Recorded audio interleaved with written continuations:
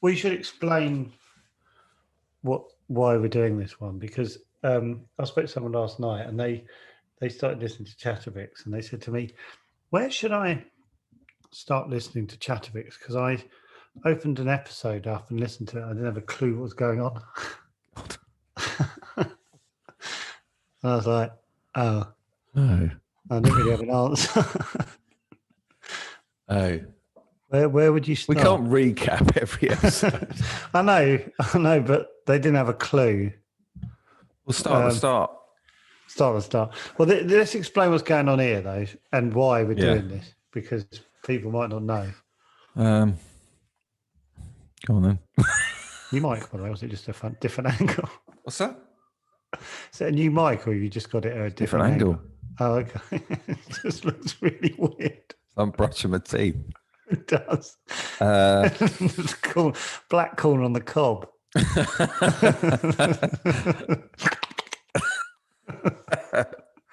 Right, let's go on with this. Basically, we went to number 1 in the charts. Don't know if you knew that. We haven't banged on about it. But we didn't just go to number 1 in the comedy charts. We went to number 1 in all categories. I repeat, all categories. Big boy stuff. Yeah. So we were at number 1, and then Alastair Campbell's podcast, or Alastair Campbell, tweeted that, after 7 weeks at number 1 in all categories, we've been knocked off the top spot by basically, what the fuck is Chatterbox? Yeah, he said FTF Chatterbox. FTF?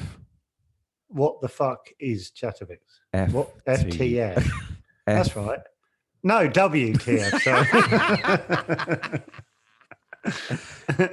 So he could have just said, congrats, lads, I'm back on top spot. But he said, what the fuck is Chatterbox?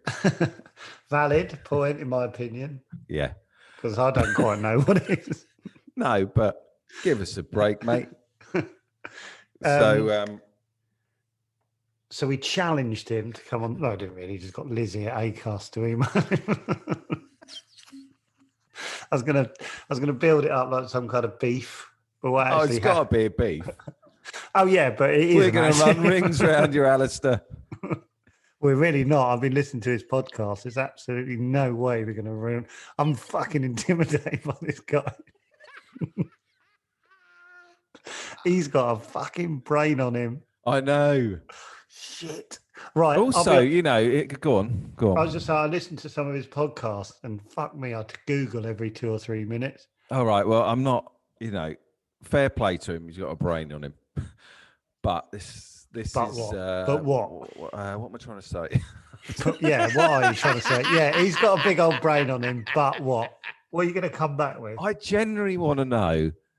I hope this doesn't sound like, but I genuinely want to know what it's like to have a brain on you. I know, big clever clogs. What's it like to be a clever clogs? Absolutely. It must be fantastic. Or does life just get that little bit more complex and confusing? Also, are you comfortable asking Alastair Campbell what it's like to be clever? Yeah. Okay, cool. All right. Also, the stress of his job back in the day. What was his job back in the day? He was the secretary, wasn't he, for the spokesman for Blair, wasn't he? Yeah, something like he wrote his speeches and. Yeah, I read. He was basically the deputy prime minister. I read what he did for a living. Still didn't quite understand it. Well, we can ask him what he did for a living. He worked for the Today paper. I think. Do you remember the Today paper? Oh yeah, it folded, didn't it? Fantastic little paper. Was it? What was it? What made it stand out? It's just like the font. Didn't they have a pale blue banner? Yeah. I think so. That's what's fucking hell. Thick as pig swill. We really are setting this up. This is David and Goliath, this, isn't it? Two little Davids. I tell you what, I couldn't give a fuck. I couldn't. No, I don't mean it like that. No, I could get. What am I trying to say? What am I backpedaling on? What's it like to read a book and remember what you've just read? What's that like? Oh, God. I fear I'm going to go very quiet in this when you ask these questions. Hang on. I'm going to try to what else? orchestrate it so he feels like I'm on his side. Yeah, I know you will. I know you will. I want to know about this, just the stress of, because I find it stressful, just, Being a gardener. responsibility that we've got, which is what? What is our responsibility? I don't know, just getting the podcast out all the time. Jesus, what? It's just a clash of the worlds, isn't it? Yeah. I hope he's nice. He seemed nice on it. His tweet or whatever it was made me laugh, though. So I thought, well, he's got to have a bit of a sense of humour because he's. Unless he meant it and he was thoroughly disgusted. Oh God! How do we? What? Yeah. What do we ask when he comes on? Because he's coming on sort of unaware. What's your problem, first of all? Sonny Jim. Shithead. I imagine Alastair uses Sonny Jim, or has done. They don't swear a lot on their podcast. When he does swear, it stands out like a sore thumb. It's the opposite of ours. He's thoroughly. Do you know what? My wife is drawn in by the Campbell. When she found out, she bloody loves his podcast. Mm. Does she? She's part of the problem. Oh my God. She's she would pick his podcast over ours. Definitely. Fucking hell, really? Yeah. Right, easily. Okay. So what? All right. Why is there? I listened to it. It's good, but why is it number one? Well, that's what we want to know. Write these down. These questions. Okay. Why are you number one? Yeah. What's it like to have a brain the size of Europe? Right. Hold on. Do you look down on us? What's it like being clever? Genuinely, what's it like? Do you walk around with your feathers puffed out? I would. Why are you number one? Hold on a minute. Oh no, it's working. Number one, do you walk about? I want to know about the responsibility of a high-powered job. High pressure, high power. What's it like to be in a high? And I don't know. Do you like us? Yeah. What do you think of our pod?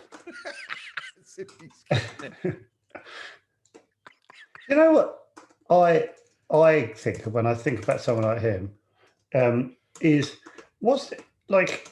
He has to keep on top of everything that's going on in the world. Oh, turn it in. Who cares?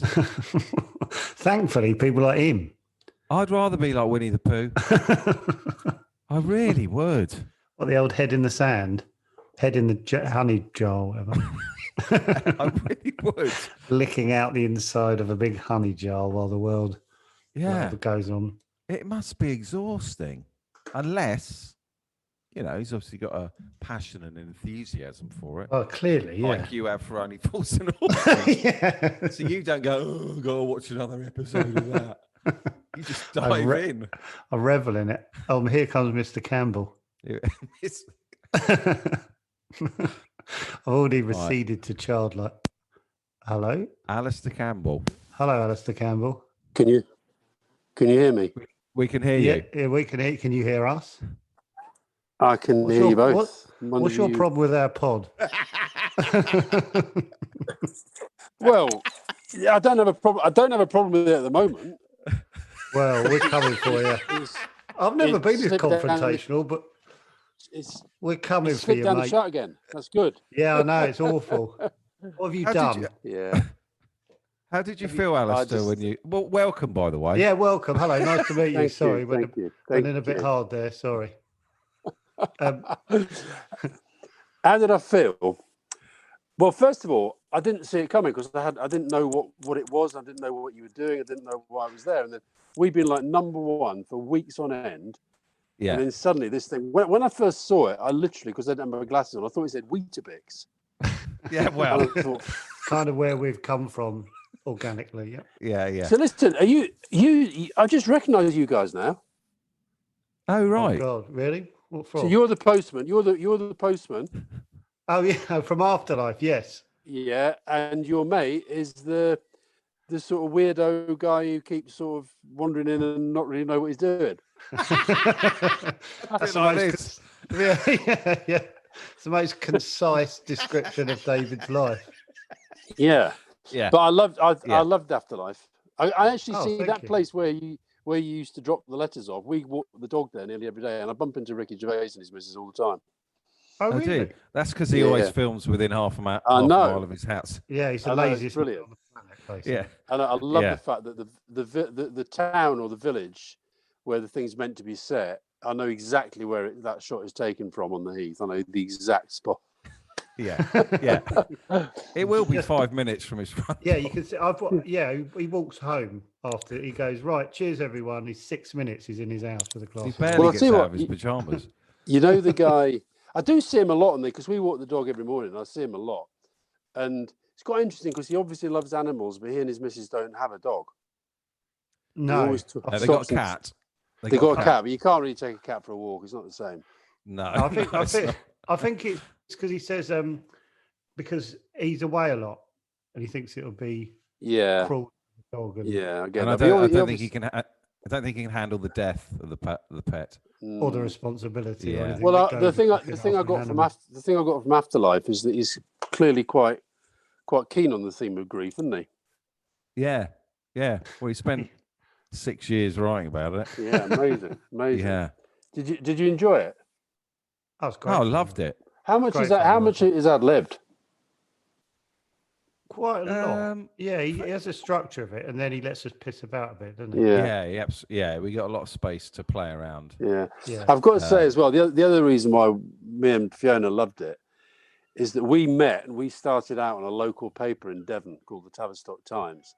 Oh, I did live in you? Devon. I live in Devon. Oh, well, we started on the Tavistock Times. That's where we met in Plymouth, and we started on the Tavistock Times together. Oh. And honestly, the local paper element of the whole thing is just so funny because it is that stuff happens. Yeah. Well, we got interviewed, didn't we, Joe, by the Devon Times? Oh, that was amazing. It was- We had to do a lot of the heavy lifting on that interview, if I remember rightly. yeah. There was a lot of staring like this. Yeah, I felt that like the journalist fell in love with you, Joe. I thought there was a little twinkle. he's only. yeah, I'm sure he's only human. Yeah. Alastair, I really want to ask a question. Go on. Of you. Go on. This is a genuine question. We've talked about it for 9 minutes. What's it like to be clever? Oh, what a great question! Oh, I love that. Does it make life more complex and confusing? Because I'm jealous of your brain. Yeah. But I quite like being Winnie the Pooh. No, but I think you're clever. You see, I think you're both clever. I think actors have got to be clever. I think you've got to have something very special in your brain. Nah. I do. Nah. Oh, trust me. Trust me. Okay, no, I do. I'll tell you what, Not. Ricky is incredibly clever. Yeah. He's unbelievable. He's bright. It's funny, you see, I don't feel that clever. I know I've got the chart topping podcast, The Rest is Politics, that I do with Yeah. Yeah. Let's just stick to the question. Yeah. Well, no, because we did it, Rory and I, because it's the chart topping #1 podcast, we did an interview. We were at the Evening Standard asked to do an interview with us together the other day. And they asked us what quality we most liked and respected in the other person, right? And I said about Rory that I love the vastness of his curiosity. He just loves to know more stuff about everything. So he reads obsessively, and he knows a lot of stuff. And he said about me that what he'd really learned from me and what he really liked was the absolute clarity of my thinking about everything. And I guess that I think that is because I do like working. I like working. I like reading. I like drilling down on problems. But I know what you mean. I mean, I do wake up at the moment. I wake up every morning in a complete rage about the state of the country and the state of the world. And I do sometimes think it'd be so much easier if I just didn't care. Well, that's what you were saying, wasn't it, Joe? Yeah, basically, yeah. Because you must spend the whole time just scanning everything, because I listened to your podcast. Annoyingly, it's very good. I was hoping it was Emperor's New Clothes, but thought you were winging it. But turns out, to be honest with you, the other chap's pretty decent as well, isn't he, Rory? Yeah.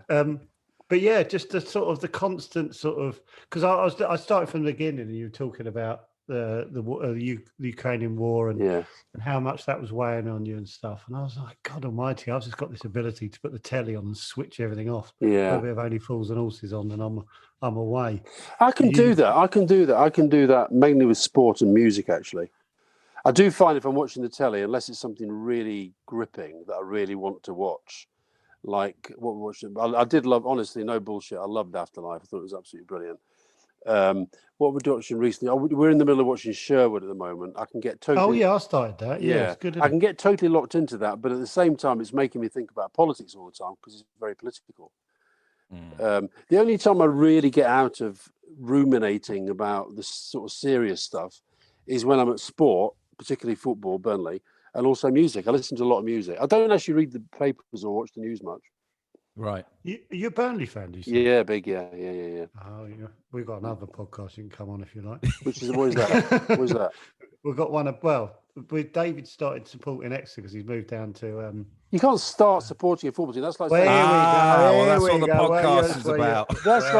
That's like. So don't you come on here. We cover all bases here, Campbell. Don't worry about it. I think I'll start having a fourth wife at the same time. Kind of thing. Wow. They've welcomed me into their bosom, so it turns out you can. The Grecians. Yeah. Yes. Yeah. Well, because David's been a Man U fan his whole life, but never really been sort of involved in going to the games and stuff. So he's doing it all for the first time as an adult. Right. Like you were like 9 or Love something. it. Yeah. So Alistair, I've got to ask you. No, I've really got to get these questions in. Go on then. Did I answer the clever question all right? Was that all right? Sort of. I mean, I think I'd walk around with my chest puffed out if I knew I was clever and just give it the big one. Because you got to be very careful to avoid sort of tripping over into people thinking you're just an arrogant twat. Yeah, that would happen. I'll tell you, just to tell you, I can occasionally really show off though. I went to the first night of the ABBA Avatar thing. Oh yeah. We got a story. We got a story. Right, which I showed off by telling people that when I was at university doing languages, my party piece, I used to be able to sing ABBA lyrics in three languages at once. And so I did that. Well, I can swallow Satsuma whole. Can you? Yeah. There was that can kill you though. Yeah, I know. Every time it nearly kills me. I haven't got 3 languages to fall back. Right. We have a TV reviewer on this podcast every Friday. Yeah. And he is the bass player in that ABBA show. On stage? Yeah. Guy in a white suit. Yeah. Well, listen, honestly, it's brilliant. I love it. The night we went, we were sitting, the real ABBA were there, and I'd actually met Bjorn, because did you know Bjorn's got a podcast? Is it? And Bjorn's podcast is interviews with ABBA fans, and he wanted to interview me about my ABBA fandom. So I'd met Bjorn, and then we were sitting near the real ABBA, King of Sweden to our left, but most excitingly, in front of us were the 4 young dancers who did all the moves that were then being played through the avatars. Oh, right. And they were crying, and they were just so happy. The band, by the way, tell your mate, the band is absolutely brilliant. They're the bit that make you feel you're at a live concert. Wow. Oh, wow. Well, we keep saying to him he must be tremendous at the bass. Yeah, he plays it. He won't have it. Yeah, he does play it down, but yeah. It's honestly, it's one of the best things. The only thing I'd say is it's the once you got into it, and I felt right, I really am like at a live ABBA concert now, which of course I'd never been to when I was younger. But the one sort of, this is where the clever bit came in, Dave. I started to worry about it.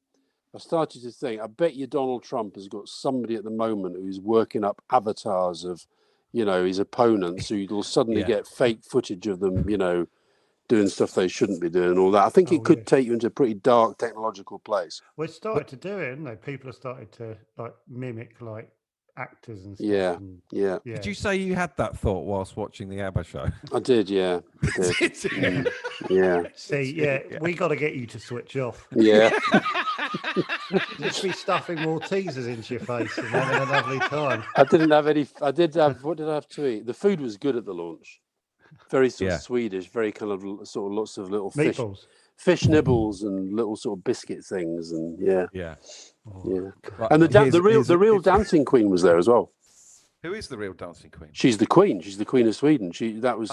Because that song was about her dancing on her wedding night.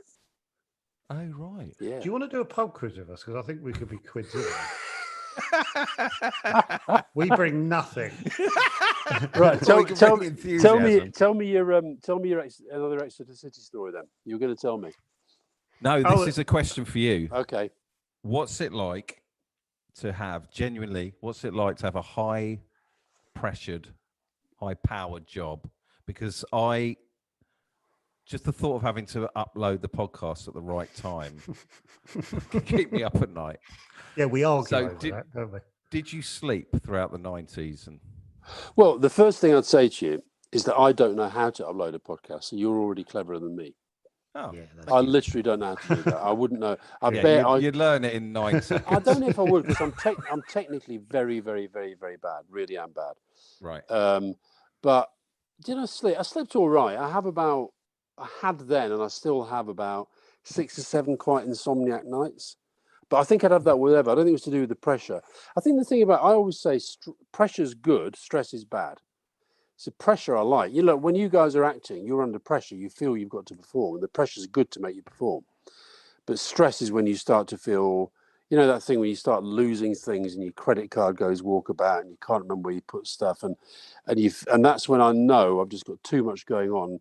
I've got a lot better as I've got older at sort of just sitting down and saying, right, okay, why is this happening?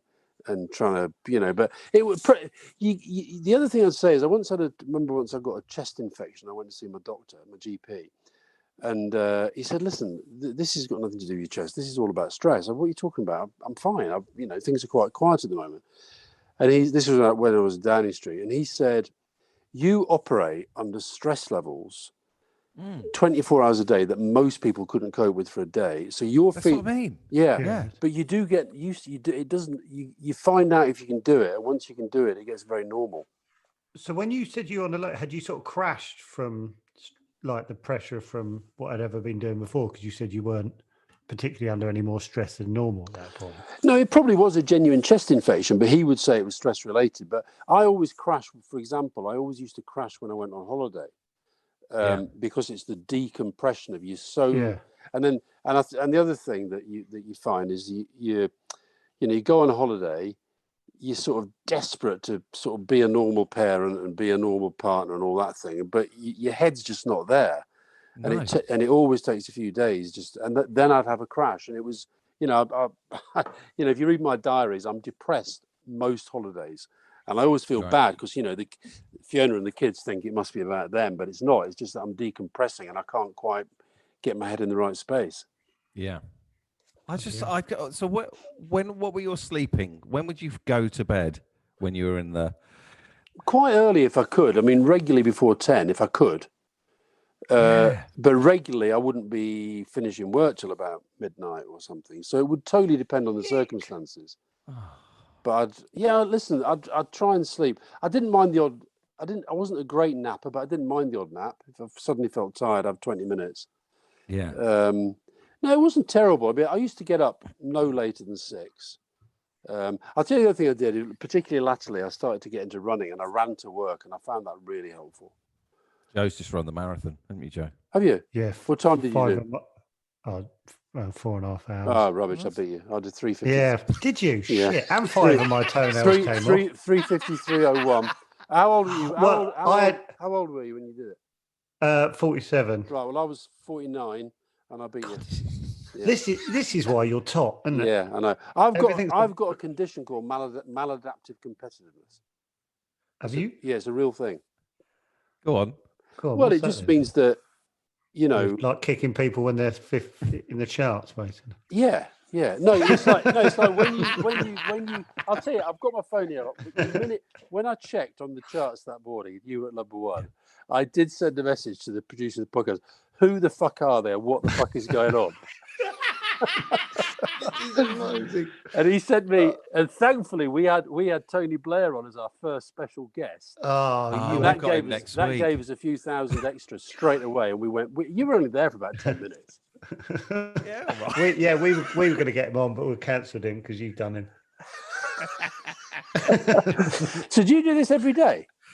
Yeah, when we're in the thick of it. Yeah, basically. Yeah, every day. Yeah. So even though we're only doing 2 a week, we're still ahead of you. That's amazing, isn't it? That must make you feel really shit. Yeah, it does actually. Yeah. It does. Yeah. I mean, most of our episodes is us moaning about where we are in the chart. Yeah. What's it like having a point to your podcast as well? Because genuinely, most times I come off our pod and go, "What is the point of this?" Well, we had a question last week on that. Somebody said, I enjoy listening to you. What is the point of it? I heard you. Yeah, you didn't really answer it. Well, you did actually. You said. I said I saw it as part of trying to change the way that politics is debated and stuff. But there's no bigger point than that. It's not going to change the world. Your point. Shall I tell you what I think the point of yours is? I'd love to know. It's a combination of entertainment for others and therapy for yourself. Yeah? Yeah, I think you've hit the nail on the I think head. it's 80% therapy, though. Yeah, that's good. That's exactly what it is. Have you listened to any of it? Then? Yeah. Of course he hasn't. I did. Because I wanted to find out. I mean, only the first 10 minutes. I can't imagine your face, what your face looked like when you were listening to us. Why? Like that, probably. No. Just utter baffle. Because it's such garbage. You're talking about... No, it's not. We've interviewed Steve Davis. We had a cracking have you chat. interviewed Steve Davis? No, but you people do say I look a bit like him, though. Right. Oh, that's a I compliment. tell you who we interviewed, you'll like, a guy called Mark Roberts, who's the greatest streaker in the world. Oh, right. How many times he streaked at the Super Bowl? Crufts twice. Wow. World Cup. Chelsea Flowers. What did he get out of it? A very, very good question. I think, he was a professional streaker for a while. Well, he got paid? Got paid, yeah. By he got paid to write, like, Coral's betting shop across his arse or something. Okay, yeah. An amazing story, though, when he tried to get into the... I think they're going to try and make a film of his life, aren't they? Someone's writing it now. Do you remember the name? Do you remember the first the woman that really made streaking famous? Yeah, Erica, at Twickenham. Yeah. And she was made famous, I think, by the policeman who tried to cover up with his helmet. That was helmet over there. Yes. Yeah. Oh God. Yeah. Imagine doing it at Crufts. Apparently, he got manhandled, didn't he, by security? Yeah, but he could argue that that it's a dog show. The dogs are bollock naked. Why can't he? Yeah. Oh yeah. Wouldn't get him far, but nobody minds looking at the dog's bollocks, do they? No. Is it why we pass your number on to him? And what about that? The other guy you should get on is that other guy who walks up and down the country naked the whole time. And I've watched that documentary. And then he gets out again. And The Naked Rambler. That's right. Yeah. So why are you guys not acting? Do you write stuff as well as act? Yeah. Right. Yeah. And do you always work together? We have done for about 10 years. Right. Yeah. Do you like each other? Yeah. Well, we get. We really. Yeah. Absolutely. Well, I tell you He's something. a super guy. We are super guys. This is weird. We can't be in the same room while we do. No. We find it too embarrassing. Are you in the same room with Rory? Very rarely. We've been in the same room once. I actually find it's helpful because we don't interrupt each other as much as I think we would if we were in the same room. And the thing I've noticed about podcasts is people really don't like it if you're talking at the same time. It's a bit different with you guys because you're being funny and you're making people laugh and stuff. But I think when you're having a kind of intense debate, the only time we've had really complaints is when I lost it with him over Northern Ireland. I thought he said something really, really stupid. And I really went for him, and we started shouting at each other a bit. Oh, did you? Yeah. What episode's that? I'm going to go straight. Did it genuinely get a bit? Yeah, he did. He told me to shut up. I told him he was talking absolute crap. And he was quite taken aback by the end. He actually said on air that he found he checked his pulse because it was just racing so fast. So we, because with the whole thing when we started, we said it was going to be about disagreeing agreeably, but it became a bit disagreeable. But you talk about, the one thing, I hate this government so much. I know you shouldn't say hate, but I really despise them. But the one thing that's right at the top of the tree for me is the sort of vandalism with which they're approaching the Good Friday Agreement in Northern Ireland. So that was why he said something a bit I thought a bit glib, and I just fucking lost it. Yeah. Have you ever debated with anyone, Alastair, where you thought, I'm out of my depth here? No, I've debated. No, I've debated with people where I thought I'm going to let them do the lifting here because they know a lot more about this than I do. Right. I'm quite good on. I'm very good on political stuff, and I'm very good at working out a political position of what I want to say about something. But sometimes, if it's somebody who really, really understands how a global economy works and can really explain it, I'd rather listen to them than pretend that I know what I'm talking about. Yeah. What about the other way if someone's a dimwit? Oh, that's just. I once did a debate on ITV with Nadine Dorries, and I ended up banging my head. This is before she was a minister. I literally ended up banging my head on the table. And I did one on Irish radio recently with Andrew Bridgen, another Tory MP, and we were talking about. I can't remember what it's about. And while I didn't realise that, like we're on camera now. I thought it was just radio, and I was literally banging my head against the wall. So yeah, that's not good. I like people I like people. I think politics is pretty difficult. I'm doing this TV program at the moment called Make Me Prime Minister, where we've got ordinary members quotes. I hate that phrase, but you know what I mean. Members of the public who think they could be Prime Minister, and what channel's that on? It's not on yet. It's going to be out later this year on Channel 4. Right. And we are Saida Warsi, she was in David Cameron's cabinet. She's Tory, me Labour. We're out putting these people through their paces. And what's really interesting is seeing them understand how it's a lot harder than it looks. Oh, of course. But there are so many people in politics who think they're really, really, really good, and they're just not. They're just not very good at it. So how did they get to their position? How have they worked I their way don't know. I really don't know. I look at a good 2/3 of the current cabinet, and I think I just can't see how any of you've got there. How's Johnson become Prime Minister? The guy just can't do the job. And I think they've got their. I do think our system is starting to fail. I think the political system is creaking, and it's got to be reformed. I think our media is a big part of the problem. I think that you look at the way that most of these cabinet ministers at the moment, if they were being treated by the media like we got treated when we were in power, they'd be getting shredded 24 hours a day. They're just hopeless. It's almost like they've normalised incompetence. I talk to journalists who say, "Oh, it's such a nightmare interviewing these people because you have to pretend to take them seriously." I said, "Well, why just call them out?" Yeah. It's awful. This is one of those moments where I'm letting you talk, Alastair, because I wish I could come back with something that was enlightening. Yeah. Go on, you can. No, I can't. It's really annoying. Why don't you go into Google Translate and start speaking to me in German or something? That'd be good. But you're learning German, aren't you? No, well, I'm relearning it a lot. I did it at university, but then I lost a lot of it. I just got back from Munich. It's great, and I love Germany. Oh yeah, it's really lovely. Yeah, and they're really lovely people. They are apart nice from people. one guy who slagged me off. Although a lot of Germans outside Bavaria don't like the Bavarians that much. It's a bit like, they see them. I guess it's a little bit like the rest of the country maybe sees people in London. I don't know. Yeah, a little bit. We had a film playing, and we had to go for a Q&A at the end. And as the credits were going down, this guy got up. I can't do a German accent, but I'll have a little go. Go on. He just went. Well, he's Japanese, was he? Yeah. I was like, "Oh, sorry, what?" And he laid into me. And I asked the lady I was with, does he know he's being rude, or does he feel like he has the right to say that to me? Was he just putting out there this possibility? Was he mentally ill? Well, I mean, no, he wasn't. But Right. I mean, socially odd to Was say it, that he to just someone. didn't like you? What was he saying to you though? Do you know? He said my English slang that he didn't want to watch it in the film. I don't know what he was talking about, but he didn't like the way I was talking. Right. Your film's pretty unoffensive as well. What's it? What's the film about then, and why? And why is it got a German angle, or is it just that your afterlife has made you two so sort of global stars? Is that what's going on?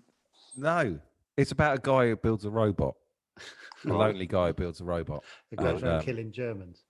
Yeah, he goes around killing old Germans. Reliving And he didn't wars. like it. Is didn't it like really it. about killing Germans? No. Oh, good. Okay. Now listen, I've just noticed something as well. The way you guys laugh, right? You look like Bradley Wiggins. Me? Yeah. Oh, love that. Yeah, I'm happy with that. You look like Bradley Wiggins, and you look like Jurgen Klopp. Yeah, I've had that. Have you? Because I've had Wiggins before. Have you? Have you? Yeah, I've had Wiggins before. Yeah. Yeah, especially now. I think now he's got a full beard again. Oh yeah, and he's put on a bit of weight. He's putting a bit of weight. Yeah, He's put on a bit of weight as well. He's put on Yeah, muscle. so He's put on I'm muscle. getting more. I interviewed him for Men's Health recently, and I saw him changing his shirt. He's still ripped, but he's just bigger. Oh, that's why then. Yeah, he's the Tour de France winner, isn't he? Yeah. So I've just started getting into that, learning the. I love the Tour de France. Yeah, I had no reason. I had no idea there were so many sort of races within the race. Oh, it's the Tour de France. We quite often go down for it. Do you? Oh, I love it. Yeah. They still do a bit over here. They do sometimes. They've done. They've been here. They always have a. They tend to start it outside France, and they sometimes have stages outside France. So that is, and then that led to the Tour of Yorkshire, and cycling is massive now. It really is. I've just realised. I assume you're an expert on everything. I was just asking you questions about the Tour de France. Yeah. I was like, me? Yeah, I'm just learning it. As a... yes, you, David. I assume at the You play cricket, Alastair. Do you watch cricket? I used to play cricket. Yeah, love cricket.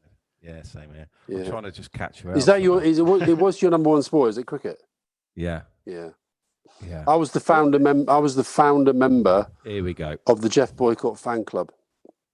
Were you? Yeah, when I was 8. Really?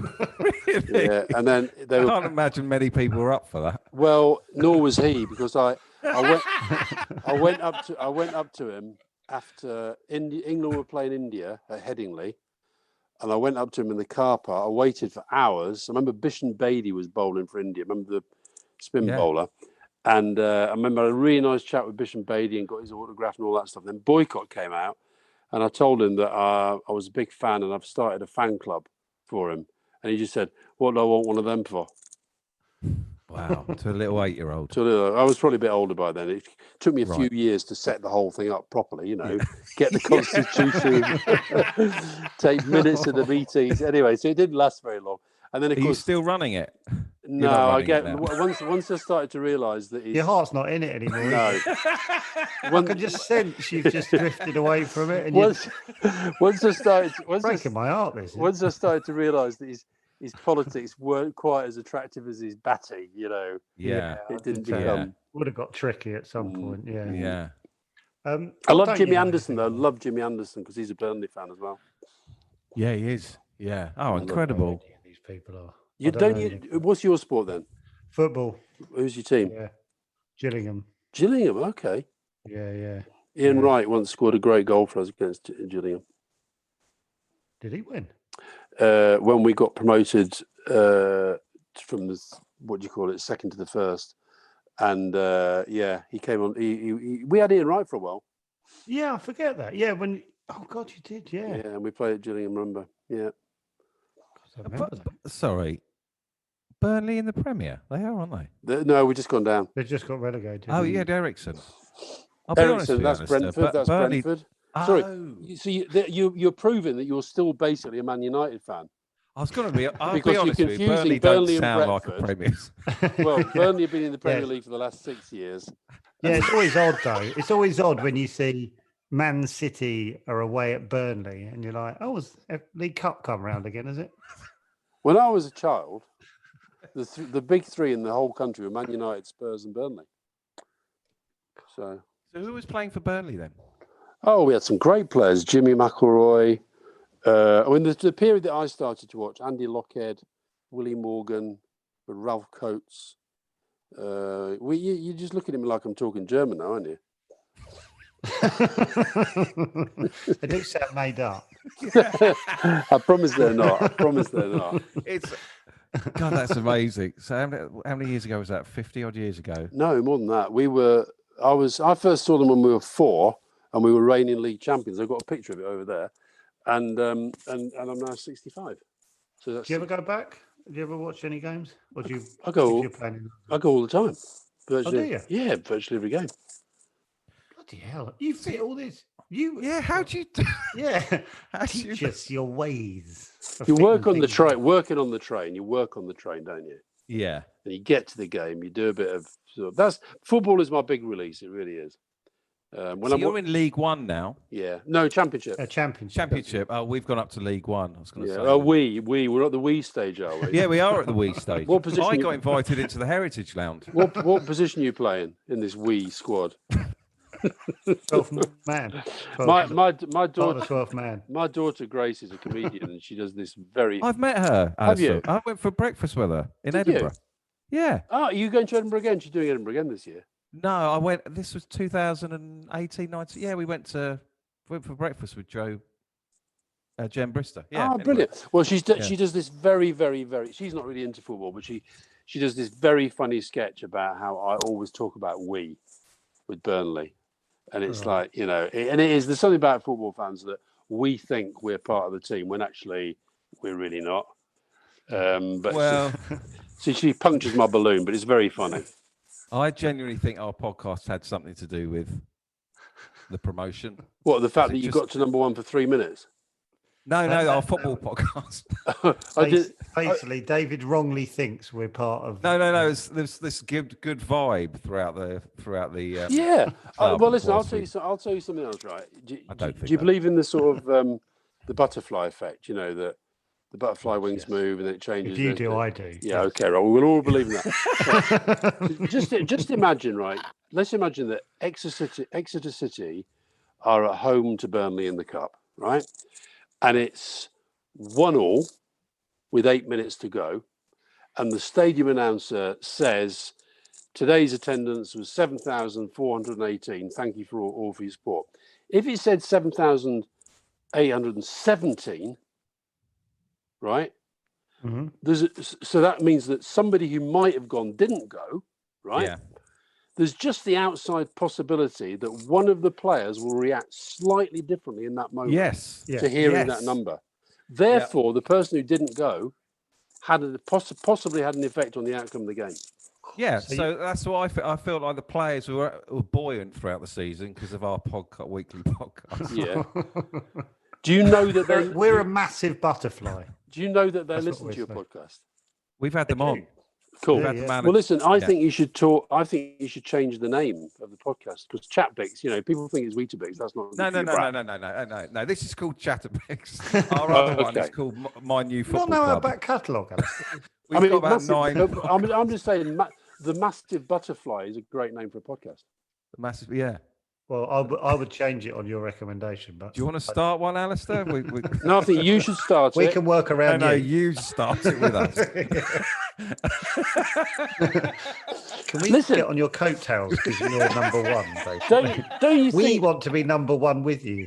Are you maladaptively competitive like I am? Yeah. Well, if you are, I'd like to be as well. Okay. Yeah. Basically, we are. We really are. We're obsessed. I woke up to a text saying, David saying, "Have you seen Alastair Campbell's tweet?" Woke up to that. Within 3 seconds, I was on Twitter and I replied. I said, "Let's get him on the pod." And I think David replied, "There's no effing way he'll come on this pod." And here we are. Yeah. Not only that, I told you that I only had 20 minutes, but I've so enjoyed it. I've just sent a text message saying I'm going to be late. And I don't normally do that. I don't like being late. It's wonderful. I must admit, I think I think we should do a politics podcast where we're the Dumbos sit alongside you. You teach us about what's going on in the world. Okay. Oh my God. I mean, that's I would say 89% of the population are Dumbos.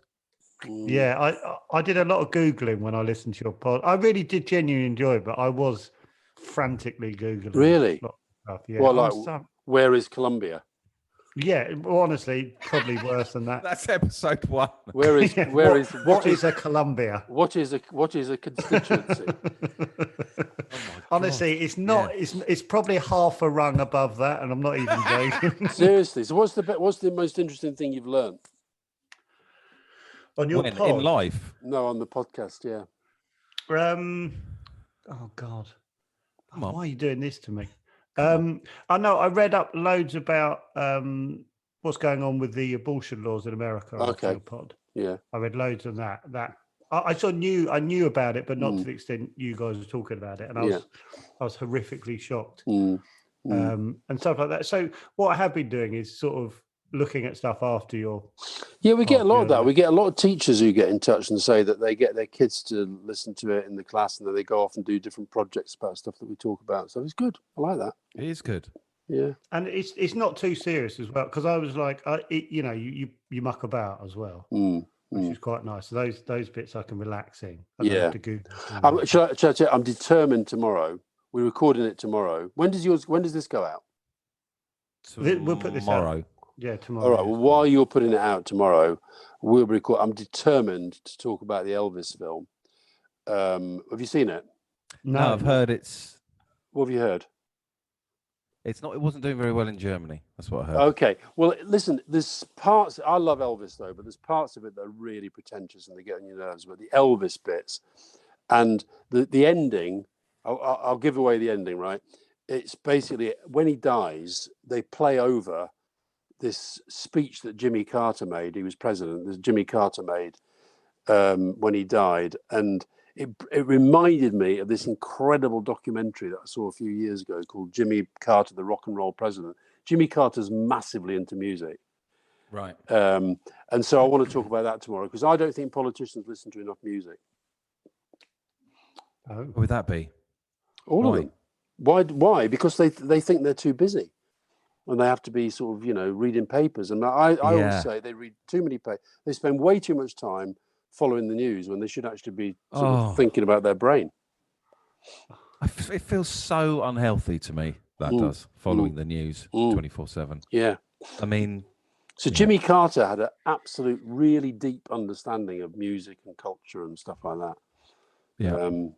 Where was the doc? What was I can't remember where it was on. I think it might have been Sky Arts. I can't remember, but it was called Jimmy Carter, the Rock and Roll President, and it was all these interviews with him and all these rock stars who became really good friends of his. It's really interesting.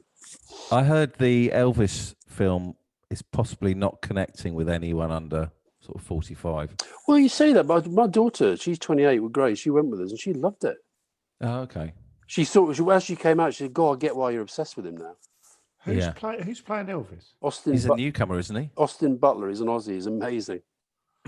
He's amazing. I read something about like he lived as him for like 18 months or so. Was that nonsense? I don't know, but he's honestly. I don't know how they've done the voice, whether it's really Elvis's voice or it's him or it's a mixture or it's technology. I don't know, but when he's doing Elvis on stage, it is incredible. It is incredible.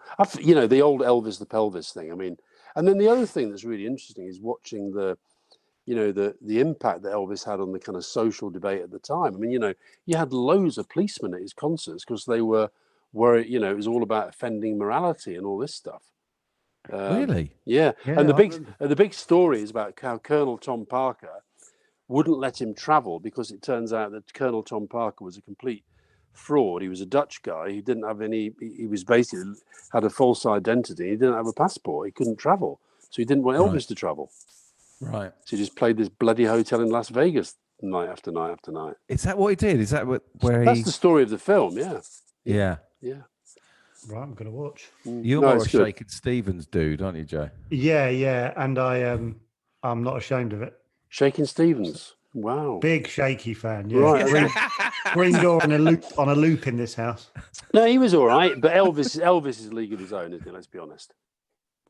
Well, yeah. I think I've missed the boat with Elvis. Have you? I think so. Yeah, I feel like I like my music, but I missed the Elvis boat. Right.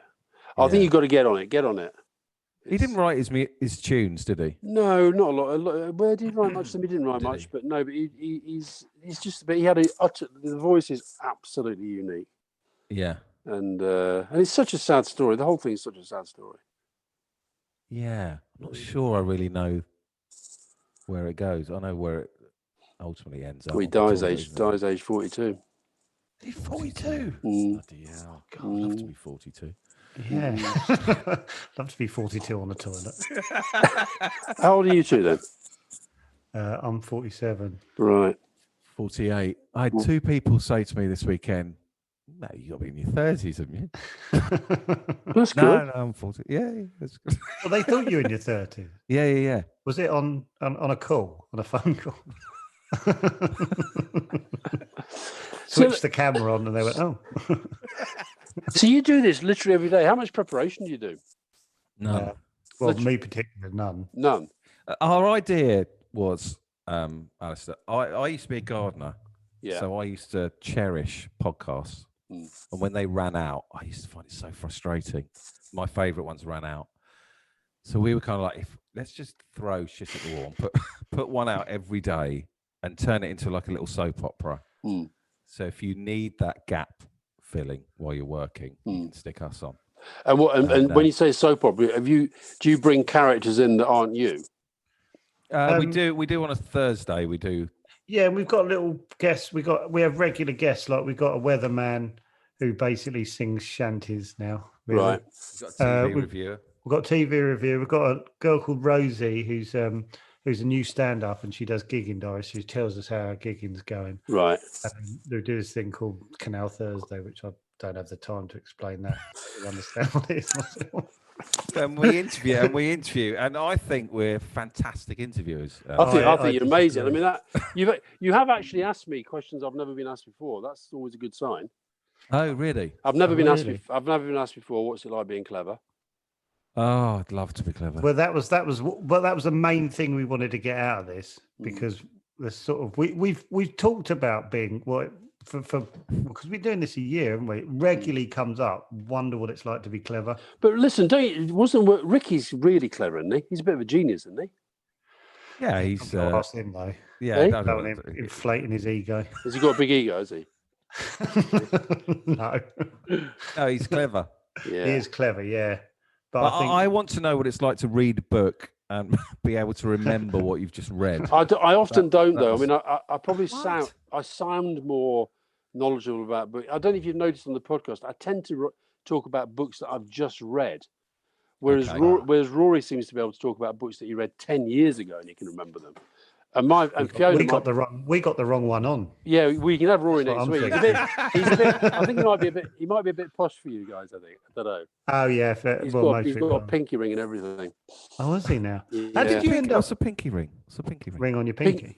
It's a little ring, but the posh types tend to wear them because they get handed down father to son and all that stuff. Little family crests and all that. If you see somebody with a pinky ring, it usually means that they're quite, How did you end up doing the podcast with Rory then? How did that come about? It was actually the idea of a fellow Burnley fan called Tony Pastor, who works for Gary Lineker's production company, Goalhanger. And it's so I don't know if you've noticed. My son thinks it's hilarious. Every day the podcast comes out, my son religiously checks Gary Lineker's Twitter feed to see how long it takes before he says another great listen today. So because it's actually 2 minutes after it's out. It's his company. Yeah, it's his company. So they came and said to me that they've got this really successful podcast, The Rest is History. And why don't I do one called The Rest is Politics, but do it with somebody who's not of the same views. Their original idea was me and Dominic Cummings, Johnson's person. Yeah. And I didn't think that. I did talk to Cummings about it, but I didn't think it'd be very. I think we'd tire of each other very quickly. And then I did a thing on Instagram Live, saying if I did a podcast with a Tory, who do you reckon it should be? And honestly, so many people said Rory Stewart, so I phoned him up. Oh right, so you got no real. You didn't know each other that well before. No, I knew him, and he knew of me. I knew of him, but I'd only ever met him and talked to him properly maybe once. So you mates? Are you friends now? Yeah, I'd say that it does sort of build a friend. I mean, look, we've barely seen each other. We did one. I went up to his house in Scotland. We did one of them face to face. I've done a couple of interviews with him. where we've been interviewed together. We did an event together. I'm sure, like you must be getting invited to talk to the big banks as the podcast double act. You must get that all the time. Yeah. So we did one. Talk about our Griffin favour bags. Yeah, we did one of those. And I'll listen. The next time I do one, I'll say, by the way, if you want something, people who understand the world just as well as I do. Yeah, get these guys. A couple of big hitters. Yeah. Jurgen Klopp. You're coming across as that intimidating. If I said, a couple of Jurgen Klopp and Bradley Wiggins lookalikes, they'd go for it. What about Wiggins, Klopp, and Davis the podcast? Yeah, that would do. We can all learn to mimic them. I don't think I do like Steve Davis, but some people have said you look just like Steve Davis. I also get Nick Clegg, and the other one is Ed Stewart. Do you remember Ed Stewart, the DJ? I get that Ed Stewart. Ed Stewart. Yeah. Do you know what? When we interviewed Steve Davis, I couldn't get over how, because he's a genius. Yeah. And I couldn't get over how down to earth and normal, sitting in front of a superstar, a legend. Yeah. He was great. Yeah, if you want to get stuck into the Chatterbox, Alastair, start with Steve Davis. Okay, is it good? Oh, it's great. Yeah, we're great. That's your gateway into. Okay, is that the gateway drug to just eating it all day long? Yeah. He said he wouldn't mind playing Dennis Taylor on acid and having it videoed. Wow. And then it made the national newspapers. Would you? Did you try and talk him down from that, or no? We kind of encouraged. You can't. When Davis is on one, you just cannot. He just goes. You have to ride the wave. He just sees that red-black combination and he's gone. Yeah, honestly, he was away 15 minutes about all the different drugs he'd want to do with Dennis Taylor. He thought it'd be a good YouTube series. I think it would. Oh my god! So listen, I can't really promote this tomorrow though, can I? Because it'll be coming out the day before ours. I mean, that's not good, is it? Well, we can wait. As I say, we're happy to work around you. So listen, will you send it to me so that I can push it out and say this is the podcast that knocked us off number one for a week for about. Oh, that'd be amazing! Yeah, that was brilliant. Thank you. It's lovely having you on, Alastair. I knew it would be. But I told my wife you were coming on, and she's a massive fan, and so her eyes lit up, and she sort of forgot about Chatterbox. Really annoyed me. Well, she's part of the problem. She listens all the time. So. All right. Well, listen. Good luck, and I'll tell you what. I'll have a discussion with Rory about it, but I don't reckon he'll have you on the podcast. I'd love to have you on, but I just think he's. Yeah, that's Rory in a nutshell. Yeah, but I think if he met us, he'd go, "Oh, quite enjoy those guys." Yeah, a couple of different thinkers. Yeah, but you didn't go to the right schools, and you're not. What sounds like a challenge. Yeah. We can grind anyone down. Yeah. Now, just tell me one thing to make me happy. Just tell me that neither of you voted for Brexit. No, of course not. No. Good. Of course not. It's a fucking disaster. Fucking disaster. Yeah. No, we're not part of the problem. Hey? Yeah. We weren't part of the problem. So we got back onto politics. Down, my old hoop went a bit loose. well, God, I could make myself look an idiot any moment. God, nearly got through an hour not making myself look like an absolute plonker. And I do not want to fall at the last. Yeah. No, you've done it. No, you both done really well. Oh, thank you. Thank you very much, Mr. Campbell. Thank you. All Mr. right, listen, Campbell. great talk to you. And it's funny you treat me like this because I honestly thought both of you in Afterlife, absolute geniuses. Oh, bless you. Yeah, thank you very much. We talk about you a lot, because especially you, because when we were up there at the post box, where the post box by the house, we walked past there loads. Yeah. Well, I'm happy to meet you there at any time. Do you live near there? No, but I will travel. No, he'll travel.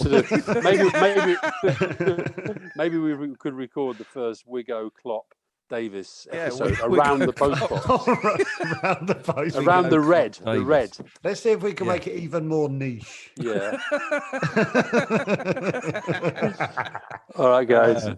Cheers. See you Thank later. you very much. Bye-bye. See you later. Bye. Wow. What a lovely man. What a lovely man. He talked to us for 50 minutes. Yeah. What an easygoing, lovely man. Oh, I get it. I get what your wife gets. Yeah, well, yeah. She's into him. I am. He was clever, but he didn't make us feel stupid. That's a gift. Wouldn't it be amazing to get someone on who's clever and makes us feel stupid? I think I'd that's love the to see easiest us thing in the sweat. world. Oh my God. I feel so vulnerable when I don't know about something. Granville. Oh God. Don't ask me. Don't ask me about anything. Don't ask me a direct question. Oh dear, what a nice man. Good fun.